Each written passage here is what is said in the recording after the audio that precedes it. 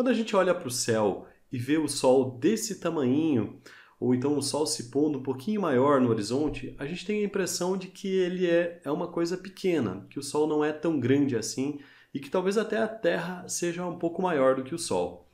Quando a gente olha para as imagens que aparecem nos livros didáticos, a gente vê coisas mais ou menos como isso que você está vendo aqui, onde Sol e Terra têm tamanhos mais ou menos proporcionais, né? Então, pelas imagens, a gente tem a impressão que o Sol é no máximo lá 2, 3, 4, 5 vezes maior do que a Terra.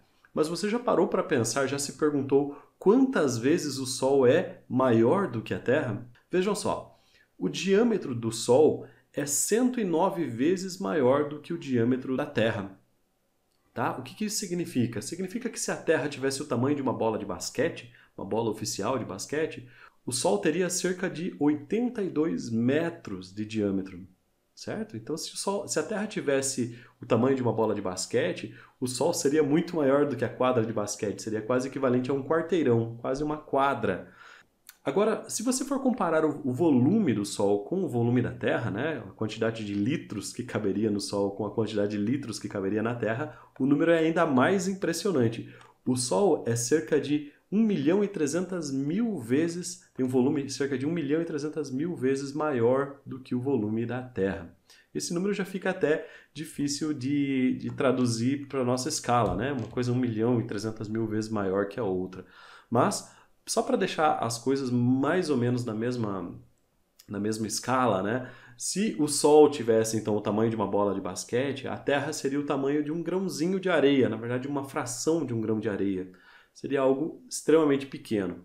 E é claro que a gente não tem essa percepção no dia a dia, né? A impressão que a gente tem é que o Sol é muito pequenininho comparado com a Terra. Existe até um experimento caseiro que você pode fazer, demora uns 30 minutinhos e você consegue estimar alguns desses valores que eu estou citando. Mas só para a gente trazer aqui mais uma informação relevante, você sabia que a Terra, todo mundo sabe que a Terra está girando em torno do Sol, etc. Mas você sabia que a Terra viaja em torno do Sol a 109 mil quilômetros por hora? Claro, né? As distâncias astronômicas são muito grandes e os números são mesmo assustadores, mas 109 mil quilômetros por hora, pessoal, faça a conta, né? Um avião normal, um avião de passageiros em velocidade de cruzeiro viaja aí a 1.000 quilômetros por hora, né?